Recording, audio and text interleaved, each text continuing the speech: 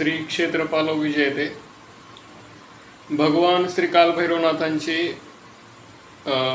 अष्टभैरव स्वरूप आहेत आणि मुख्य जे तीन त्यांचे स्वरूप आहेत ज्यांना अगोचर स्वरूप म्हणतात ते अगोचर स्वरूप म्हणजे अत्यंत सामर्थ्यशाली आणि हे प्रसन्न होतात आणि दुसरे अष्टभैरव जे आहेत ते वश करता येतात साधना करून।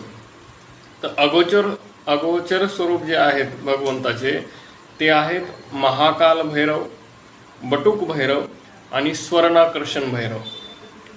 हे प्रसन्न करून घेता येतात। आणि दुसरे जे 8 स्वरूप आहेत ज्यांना अष्टभैरव म्हणतात ते असितांग भैरव, रुरु भैरव, चंड भैरव, क्रोध भैरव, उन्मत्त भैरव, कपाल भैरव, भीषण भैरव आणि संहार भैरव।